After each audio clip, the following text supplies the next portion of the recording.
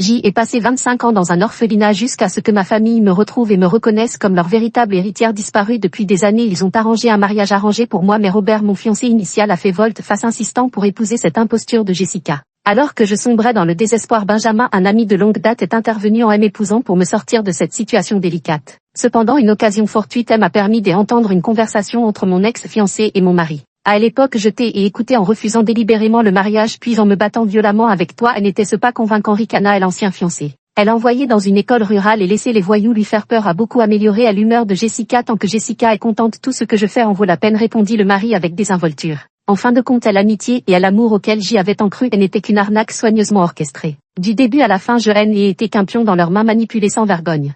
L'école rurale dont j'y étais responsable était encore en construction lorsqu'une bande de voyous a fait irruption pour tout saccager et piller. Je maintenais la scène lorsqu'ils m'ont brutalement brisé la main droite, une douleur si intense que j'y ai failli à m'évanouir. En sortant de l'hôpital, ma main droite était enveloppée dans un épais plâtre et je me précipitais chez moi, l'esprit en proie à une vive inquiétude. Ces gangsters visaient clairement la famille Lingy et courut à toutes jambes, craignant que mon mari ne soit entraîné dans le danger à cause de moi. Pourtant, lorsque je me suis tenue devant la porte de chez moi, j'y ai entendu à travers celle-ci une voix familière, celle de mon ancien fiancé Robert. À l'époque, je t'ai écouté en refusant délibérément d'épouser Sophia et en me battant violemment avec toi. C'était assez convaincant, non? La voix de Robert était pleine de sarcasme, son ton débordant de suffisance. Elle envoyait dans une école rurale et laissait les gangsters. Elle effrayée a beaucoup amélioré à l'humeur de Jessica. Tant que Jessica est contente, tout ce que je fais en vaut la peine. Le mari Benjamin répondit avec désinvolture, sa voix calme et dépourvue de toute émotion. Je tremblais de tout mon corps comme si on m'avait versé un seau d'eau glacée sur la tête, un froid perçant m'envahissant instantanément. Je me couvris la bouche avec force de peur de laisser échapper le moindre son qui pourrait alerter les deux hommes à l'intérieur qui m'avaient tous deux trahi.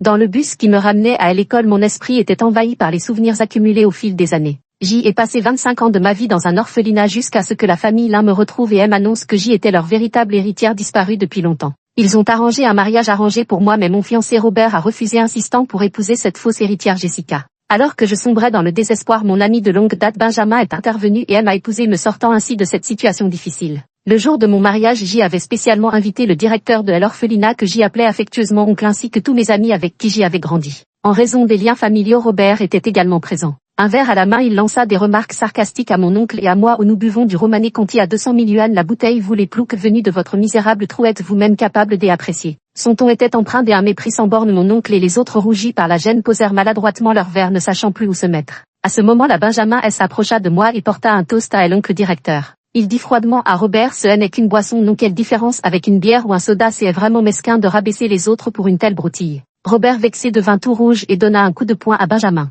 Les deux hommes en vinrent aux mains au point d'abîmer leurs costumes sur mesure. Finalement, ce sont mes parents qui sont intervenus pour les séparer. Je croyais qu'ils ne pouvaient pas se supporter, qu'ils se détestaient mutuellement. En réalité, à l'amitié et à l'amour auquel je croyais si fermement, elle n'était qu'une tromperie soigneusement ourdie. Du début à la fin, je n'ai été qu'un pion dans leurs mains manipulées sans relâche. De ce n'est qu'en pleine nuit que l'appel de Benjamin a finalement retenti. Sa voix trahissait une pointe des urgences. Sophia, j'y ai entendu dire que des gens ont fait du grabuge à l'école, tu vas bien? Je serrais le téléphone, mon cœur lacéré comme par une lame émoussée qui ne cessait de me transpercer, une douleur à en perdre le souffle. Pour plaire à Jessica, il n'avait pas hésité à s'allier avec Robert jusqu'à engager des voyous pour me menacer. C'est pourtant moi qui me suis fait casser le bras et lui aussi était impliqué dans tout cela. Maintenant, il fait encore semblant de se soucier de moi, je ne peux m'empêcher de ricaner. Mon silence semble le mettre mal à l'aise, sa voix devient plus pressante. Sophia, comment vas-tu? J'y ai entendu dire qu'on t'avait cassé le bras, c'est grave, est-ce que je dois venir te voir à l'école maintenant? Je serre les dents m'efforçant de garder une voix calme et posée, ce n'est rien, je suis déjà allé à l'hôpital, il est tard, ce serait trop compliqué, tu es tellement occupé au travail que tu n'as même pas le temps de manger, mieux vaut ne pas venir.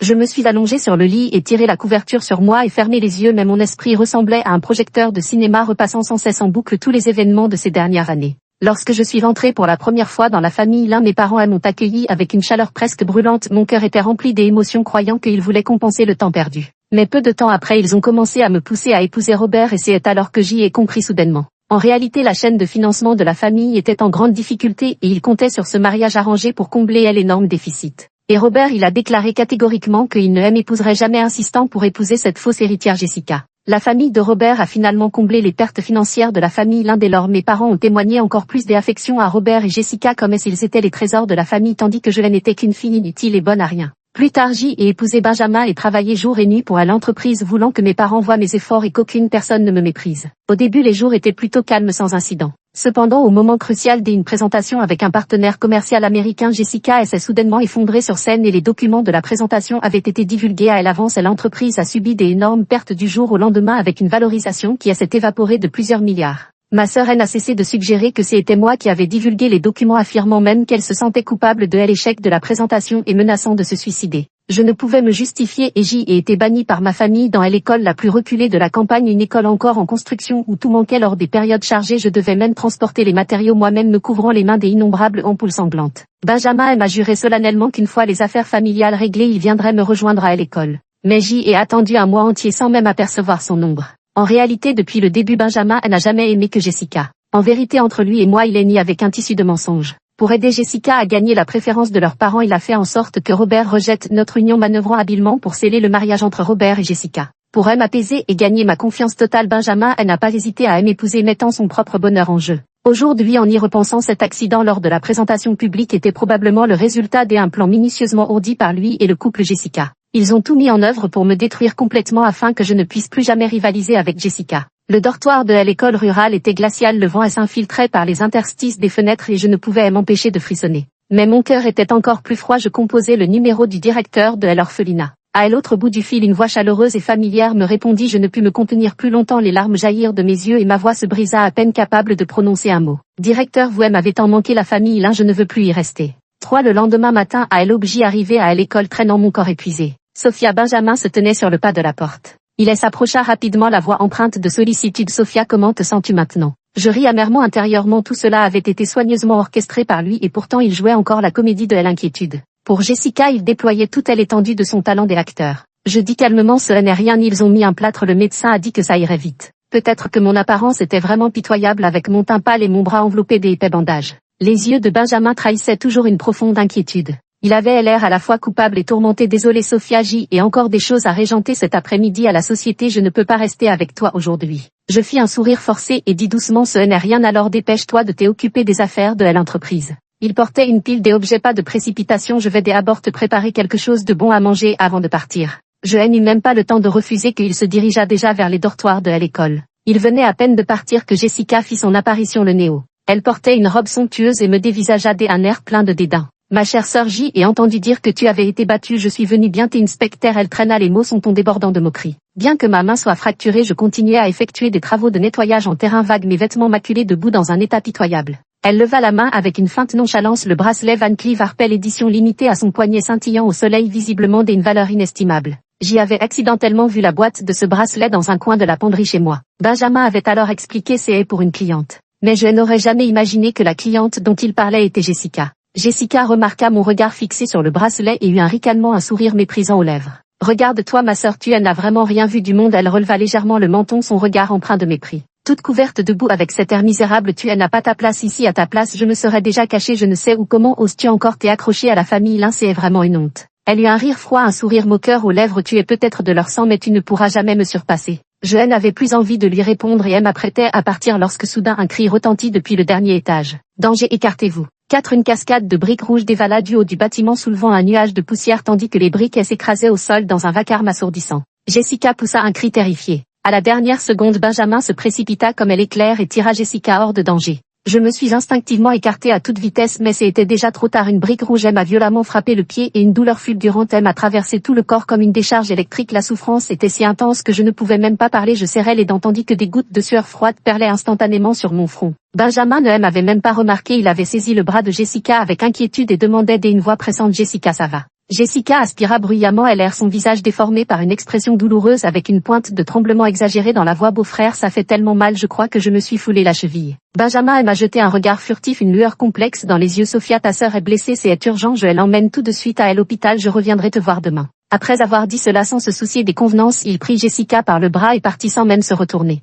Je me tenais debout parmi les briques et la poussière qui jonchait le sol, la douleur dans mes pieds me faisant presque perdre l'équilibre. En baissant les yeux, je vis une flaque de sang s'échapper de ma chaussure, son rouge vif contrastant violemment avec le sol grisâtre. À l'instant d'après, je ne pus plus me maintenir et m'effondrer brutalement sur le sol. Les professeurs de l'école terrifiés m'ont aidé à monter dans la voiture et nous avons roulé à toute vitesse vers le centre de santé le plus proche. Le médecin du centre de santé a pâli en voyant mon pied ensanglanté. La blessure est trop grave, il faut l'emmener d'urgence à l'hôpital de la ville. Les professeurs affolés m'ont alors transporté en hâte vers l'hôpital municipal. Je ne voyais plus qu'un brouillard grisâtre devant mes yeux, ma conscience s'estompait peu à peu jusqu'à ce que je sombre dans le noir complet. Je suis restée inconsciente un jour et une nuit et à mon réveil j'y ai vu une chambre d'hôpital toute blanche devant moi. Le médecin se tenait au pied du lit, le visage empreint d'impuissance et de regret, soupirant et secouant la tête. Il est trop tard, votre pied est trop gravement blessé, nous ne pouvons plus le sauver, nous avons dû vous amputer de la moitié de la plante du pied. Nous avons essayé de joindre votre famille en vain, la situation était urgente, nous avons donc procédé à l'opération. Et l'oncle directeur accouru à la nouvelle se tenait sur le pas de la porte juste à temps pour entendre les paroles du médecin. Ses lèvres tremblaient mais aucun mot ne sortait, se contentant d'essuyer silencieusement ses larmes.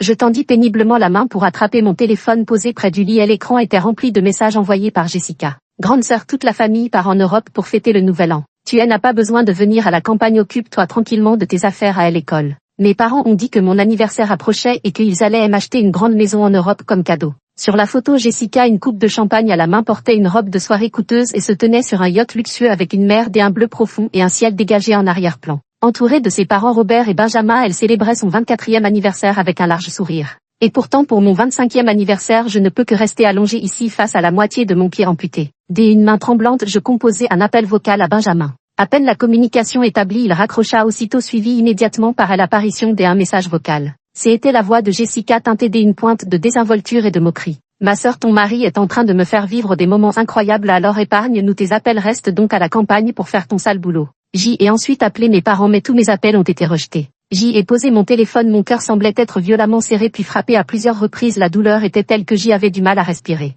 La semaine suivante, Jessica n'a cessé de publier des photos de sorties familiales, de repas et des activités amusantes en me mentionnant à chaque fois mais je les ai toutes ignorées. Benjamin m'a envoyé un message une fois, ta sœur a eu une frayeur sur le chantier de l'école et son moral est à nouveau en berne, papa et maman veulent lui remonter le moral dès autant que son anniversaire approche, alors ils ont affrété un jet privé pour passer le nouvel an en Europe, ne te fais pas de soucis, je t'ai et acheté plein de cadeaux, je te les donnerai à ton retour. Son ton était délibérément doux mais cela me paraissait d'une ironie cruelle. Me faire des soucis, de quoi pourrais-je me soucier? Ils forment une famille heureuse et unie tandis que moi je ne suis qu'un intrus dont il est non que faire. Une semaine plus tard je suis retournée à l'école en boitant. L'endroit était désert depuis l'accident de la semaine dernière, tout le monde était en vacances. Un éclair déchira le ciel, un vent violent se leva et la pluie se mit à tomber à verse. Je restais debout sous la pluie, un sourire aux lèvres. De l'autre côté, l'avion de Benjamin venait tout juste d'atterrir lorsqu'il alluma son téléphone submergé par les notifications d'une dizaine d'appels manqués qui retentissaient en cascade. Il rappela immédiatement et à l'autre bout du fil la voix de son assistant tremblait d'effroi teinté de sanglots. Monsieur Benjamin, c'est terrible, l'école dont mademoiselle était responsable s'est complètement effondrée, elle a été ensevelie vivante, elle est partie. Benjamin resta figé, le téléphone à la main comme frappé par la foudre, son esprit vidé de toute pensée.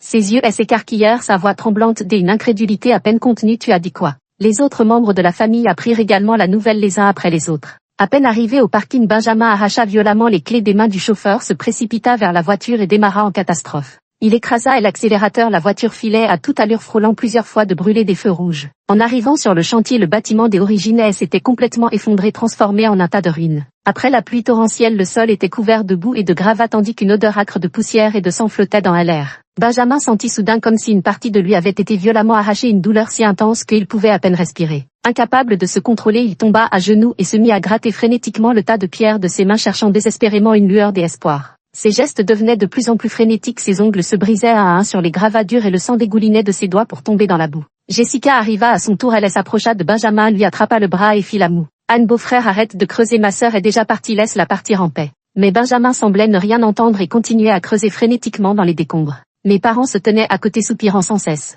Une semaine plus tard, Benjamin, sans manger ni boire, finit par s'effondrer sur le chantier, son corps n'en pouvant plus, il fut transporté d'urgence à l'hôpital pour y recevoir des perfusions de nutriments. À son réveil, son assistante le regardait avec des yeux pleins d'inquiétude. Monsieur Benjamin, vous êtes réveillé. Benjamin rejeta la couverture, je dois retrouver Sophia. L'assistante la retint, hésitant à parler. Monsieur Benjamin, le seigneur Alexander et madame ont déjà organisé les funérailles de la jeune maîtresse. Ils disent que si cela traîne trop longtemps, Anne de la jeune maîtresse ne pourra pas reposer en paix. Benjamin s'affaissa contre le dossier du lit, murmurant dans un souffle, non, Sophia n'est pas morte, elle doit être encore en vie. L'assistante poussa un léger soupir, toutes mes condoléances. Benjamin fixait le plafond d'un regard vide. L'assistante hésita quelques secondes avant de parler. Monsieur Benjamin, en venant ici, j'y ai vu certaines choses sur internet, peut-être devriez-vous jeter un coup d'œil. Benjamin, perplexe, sortit son téléphone et découvrit qu'une vidéo avait été mise en ligne. C'était pendant le mariage, lui et Robert étaient dans la salle fumeur. Robert tira une bouffée de son cigare et dit d'un ton désinvolte tout à l'heure je vais chercher des noises à cette Sophia insulter tous ces miséreux venus de l'orphelinat tu interviendras ensuite pour les défendre et cette femme Sophia te sera reconnaissante jusqu'aux larmes après ça les choses seront bien plus faciles.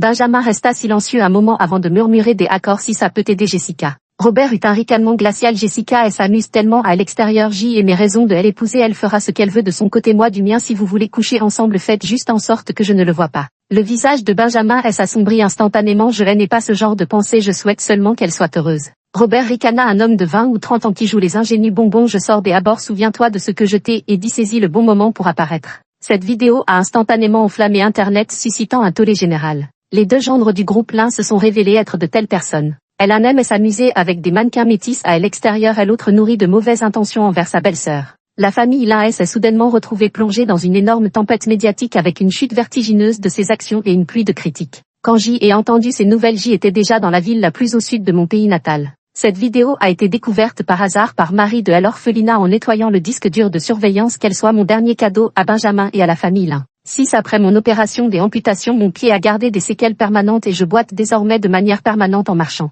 Chaque fois que je sors les gens me lancent des regards de pitié ou étranges ce qui me serre le cœur mais je me suis habituée à ces regards après tout la vie doit continuer. J'y ai ouvert un atelier de poterie dans cette ville. À l'orphelinat la directrice nous enseignait déjà la poterie je n'aurais jamais imaginé que cet art deviendrait ma profession actuelle. Il y a une petite fille nommée Evelyne dans l'atelier vraiment adorable qui observe toujours mes jambes avec ses grands yeux curieux. Un jour elle n'y tenant plus elle m'a demandé maîtresse Sophia qu'est-ce qui t'est arrivé à la jambe pourquoi as-tu ces attaches métalliques. Je lui ai dit doucement je me suis blessée au pied auparavant cette armature en métal sert à immobiliser ma cheville et l'année prochaine elle prendra sa retraite. J'y ai déjà commandé une attelle en alliage de titane les choses iront beaucoup mieux après l'opération et l'année prochaine. Ses yeux se sont immédiatement illuminés alors et l'année prochaine ta jambe sera guérie. Je n'ai pas eu le cœur de briser ces belles suppositions et répondu en souriant ça devrait aller mieux oui. La petite fille sauta de joie trop bien youpi. Un jour après les cours elle entra dans l'atelier en tenant la main d'un bel homme et présenta avec enthousiasme professeur Sophia voici mon petit oncle il s'appelle Vincent. Petit oncle CSL dont je t'ai parlé la très belle professeur Sophia tu disais ne pas me croire cette fois tu la vois en vrai et n'est-ce pas qu'elle est particulièrement belle.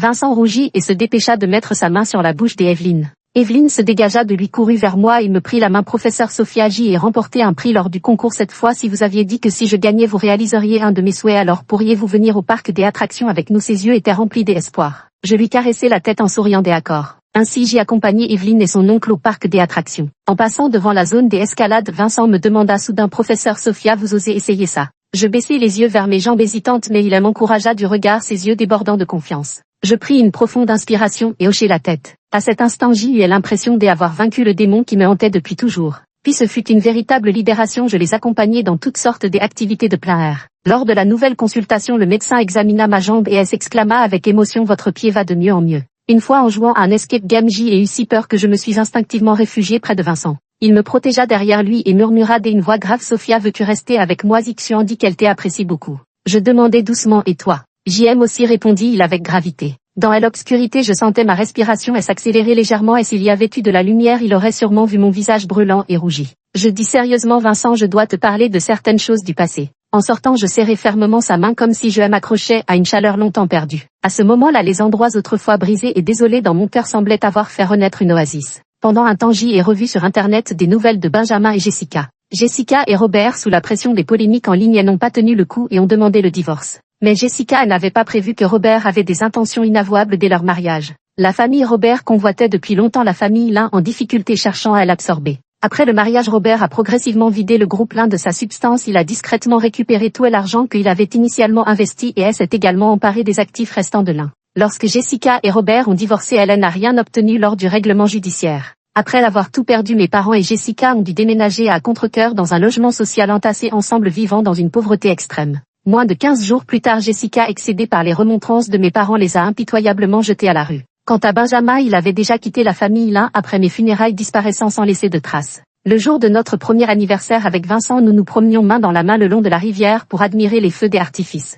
Sophia une voix furieuse retentit soudain derrière nous. Je levai les yeux et vis une personne inattendue se dresser devant moi. Les yeux de Jessica étaient emplis d'une haine sans fin comme si des flammes allaient en jaillir. Sophia la salope je savais que tu n'étais pas morte comment oses-tu simuler ta mort hurla Jessica sa voix chargée de rage et d'amertume. Sophia sais-tu seulement que tu as détruit toute la famille l'un ses cheveux étaient ébouriffés son interne vêtu d'un large t-shirt taché de graisse et de saleté elle avait l'air complètement délabrée. Je ricane froidement et rétorque détruire, c'est à toi qui as tout fait pour épouser Robert, c'est à toi qui as manigancé pour que je sois envoyé dans cette école rurale où j'ai été battu. Si la famille l'un est détruite, c'est par ta faute pas la mienne, vous n'avez que ce que vous méritez. Mes paroles la mettent en rage, son regard se pose sur Vincent et une expression de compréhension apparaît sur son visage. Ah bon, tu laisses ton mari de côté et tu te trouves un nouvel amant? Sophia, tu es vraiment une salope. Je la fusille du regard et une voix glaciale, un mot de plus et je te déchire la bouche. Jessica, inconsciente du danger, enchaîne avec des propos encore plus insultants. Mon petit beau gosse, est-ce que cette Sophia arrive à te satisfaire au lit? Est-ce qu'elle est aussi ennuyeuse qu'un poisson mort? Viens plutôt avec moi, je connais bien plus de positions qu'elle. Je n'en pouvais plus et lui et asséné une gifle. Sophia, qu'est-ce que tu fais? Je me suis retournée pour découvrir que mes parents se tenaient derrière moi. Ils étaient également en haillant, leurs yeux toujours remplis de dégoût à mon égard. Je rétorquai froidement, qu'est-ce que je fais? Je donne une leçon à cette idiote. Ma mère furieuse, elle s'exclama, présente immédiatement tes excuses à Jessica. Vincent me tapota à l'épaule et murmura, Sophia, ne perds pas ton temps avec les imbéciles, allons-nous-en. Jessica me bloqua le passage, je lui hurlai, dégage. Ma mère a crié à haute voix, comment ai-je pu mettre au monde une fille aussi ingrate que toi, espèce de mauvaise graine? C'est à moi qui t'ai et enfanté. J'y ai souri avec autodérision, vous me considérez encore comme votre fille quand je souffrais, où étiez-vous? Vous vous amusiez bien en Europe. Mon père furieux a écarquillé les yeux, fille rebelle, quelle attitude scandaleuse, présente tes excuses à ta mère et à ta sœur. J'y ai essayé de retenir mes larmes, ma voix tremblante, oui, il y a 26 ans vous m'avez donné naissance mais vous m'avez abandonné dans un orphelinat. Pendant ces 20 dernières années je me suis plutôt bien débrouillée toute seule, c'est vous qui m'avez supplié en pleurant de revenir dans la famille là en promettant de me compenser pour tout ce temps perdu, et qu'avez-vous fait? Vous m'avez forcé à un mariage arrangé puis vous m'avez banni à la campagne sans chercher à comprendre. Quand je suis devenue handicapée vous m'avez abandonné à mon sort, c'est ça votre fameuse compensation. Quelle que soit la faute de Jessica, vous trouvez toujours des excuses pour elle et vous lui pardonnez tout. Et moi, où étiez-vous quand on a dû m'amputer le pied? Posez-vous la question honnêtement, m'avez-vous jamais considéré comme votre vraie fille? Jessica changea soudainement de visage, prenant un air blessé avant de sangloter. Grande sœur, je sais que tu penses que je t'ai volé est l'amour de nos parents, tu me détestes mais tu ne peux pas détruire la famille l'un par pure rancune. Je partis d'un grand éclat de rire pleine de sarcasme. Assez Jessica, arrête de jouer la comédie toutes ces années. Combien de manigances as-tu ourdi dans mon dos, semé la discorde, me calomnier, tout ça pour t'accaparer à l'héritage des Lin. Tu as tout calculé, persuadé de pouvoir manipuler Robert et Benjamin comme des pions, et regarde le résultat, la ruine des Lin, c'est ton œuvre à toi. Je tournai mon regard vers mes parents, le visage impassible, et déclarai d'une voix ferme, je n'ai jamais eu l'intention de rivaliser avec Jessica, tout ce qui appartient à la famille Lin je m'en moque éperdument. À partir d'aujourd'hui nous n'avons plus aucun lien. Sur ces mots je pris Vincent par la main et partis. Derrière moi la voix de Jessica résonna pleine de rage, Sophia, espèce de salope maudite, va mourir. Avant même que ces mots ne s'éteignent, elle se précipita sur moi et me poussa violemment en direction de la rue grouillante de voitures.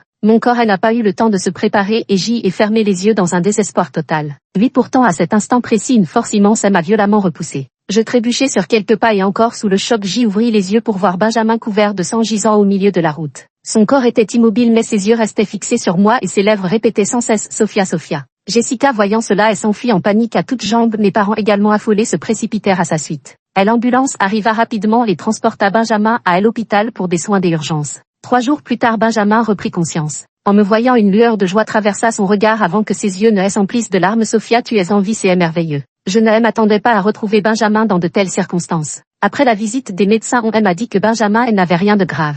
Sophia, comment vas-tu depuis tout ce temps, demanda Benjamin d'une voix faible en parlant lentement. Il jeta un regard rapide à la cordelette publicitaire pour des cours de poterie que je portais autour du cou. Je regardais ses yeux rougis, le cœur rempli d'émotions contradictoires et répondis doucement, oui je vais bien. Il me fixa d'un air pitoyable, la voix tremblante des émotions, mais moi je ne vais pas bien depuis ton accident, je n'ai pas passé une seule bonne nuit, je ne rêve que du jour où tu as eu cet accident. Je me sentis un peu impuissante avec une pointe d'ironie dans la voix. Benjamin, qu'est-ce que tu veux dire par là? Tu n'as pas toujours aimé Jessica, tu t'es marié avec moi uniquement pour elle, c'est toi qui as fait casser mon bras par la mafia et qui as ordonné qu'on me brise le pied. Maintenant que je suis partie tu devrais être content, non? Après toutes ces années d'amitié tu as pu te résoudre à me faire du mal pour Jessica et maintenant tu fais cette tête pathétique pour qui? Benjamin secoua violemment la tête, son regard empreint d'une vive inquiétude. Non Sophia, ce n'est pas ça, je voulais juste qu'il te donne une leçon, faire semblant, je ne savais vraiment pas qu'il te casserait la main ni que Jessica avait intentionnellement fait jeter des briques pour te blesser le pied. Après ta disparition je suis allée plusieurs fois à ton école, c'est seulement quand les professeurs me l'ont dit que j'y ai su tout ce que tu avais enduré. Sa voix tremblait légèrement, son regard débordant de remords. Je dégageai calmement ma main de la sienne d'un ton distant. À quoi bon dire tout cela maintenant? Benjamin saisit ma main avec empressement, la voix brisée par les sanglots. Non, ça a du sens, quand j'y ai appris qu'on t'avait enterré sur le chantier de l'école, mon cœur a failli s'arrêter, j'y avais envie de mourir avec toi. À ce moment-là j'y ai soudain réalisé que c'est toi que j'y aime vraiment. Sa voix tremblait, des larmes perlaient sur son visage pâle. Tout ce qui s'est passé avant c'était de ma faute, tu peux me frapper ou m'insulter mais donne-moi juste une chance de me racheter des accords. Je me dégageai de son étreinte d'un ton inflexible. C'est trop tard Benjamin, je suis tombée amoureuse de quelqu'un d'autre. Ses yeux eurent un éclair de stupéfaction, il secoua la tête incrédule. Non, ce n'est pas possible, comment pourrais-tu aimer quelqu'un d'autre Sophia, tu me mens exprès, n'est-ce pas? Pourtant une expression d'apaisement traversa rapidement son visage comme s'il s'accrochait à un dernier espoir. Je comprends, tu es tellement en colère contre moi que tu dis ça exprès et s'agit et tort, je sais vraiment que j'y ai tort. Recommençons des accords, je vais changer, je te promets de changer. Je regardais son apparence fragile et humble sans plus aucune émotion en moi. Soigne-toi bien, je m'en vais. Derrière moi Benjamin laissa échapper un gémissement à peine audible. Ce son empli de tristesse et de regret se dissipa dans le vent paraissant particulièrement déchirant. Neuf contre toute attente Benjamin, elle n'avait pas abandonné. Quelques jours plus tard il se présenta à l'entrée de l'atelier. Son regard restait rivé sur moi comme s'il craignait que je ne disparaisse à la seconde suivante. Tu veux entrer, lui dis-je.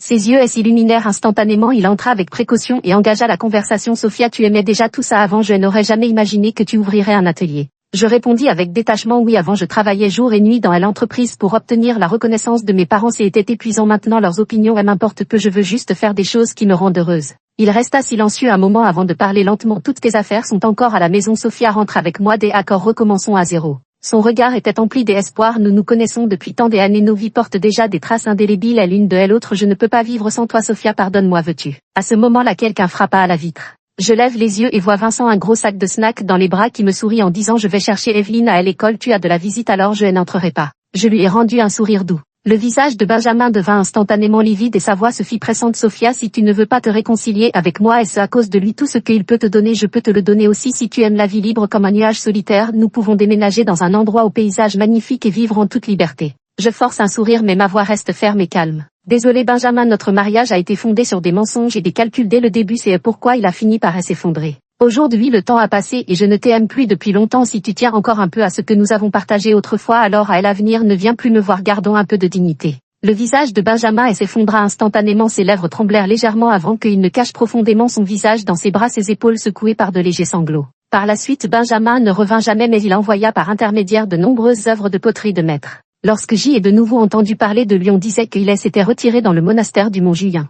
Quelques mois plus tard j'y ai reçu un appel d'un numéro inconnu. Allô, bonjour, vous êtes la fille d'Alexandre, vos parents errent sous le pont et se sont blessés dans une bagarre, pourriez-vous venir s'il vous plaît? Je me suis précipitée pour comprendre la situation. Il s'avéra que Jessica, ayant perdu son statut de jeune fille riche, sombra dans la dépression et passait ses journées à boire dans les bars. C'est à laquelle tomba nez à nez avec Robert, en train d'échanger un baiser passionné avec sa nouvelle conquête. Elle repensa à la façon dont Robert avait détourné toute la fortune de la famille Lin et la colère lui fit perdre la raison. Elle saisit un couteau à fruits sur le comptoir et se précipita vers Robert, mais dans la confusion elle blessa accidentellement le mannequin étranger qui se tenait à ses côtés. Le mannequin s'effondra sur place, mort sur le coup, et Jessica fut arrêtée et condamnée à la peine capitale. Mes parents, apprenant la nouvelle de la mort de Jessica, ont failli sombrer dans la folie et errant désormais sans but dans les rues jour après jour. Je les ai placés dans une maison de retraite et j'y ai payé les frais pour 50 ans. C'est peut-être la dernière chose que je puisse faire pour eux. Désormais il n'y a plus aucun lien entre la famille Lin et moi. Le jour où je me suis mariée avec Vincent, le directeur de l'orphelinat, et beaucoup de vieux amis sont venus assister à la cérémonie.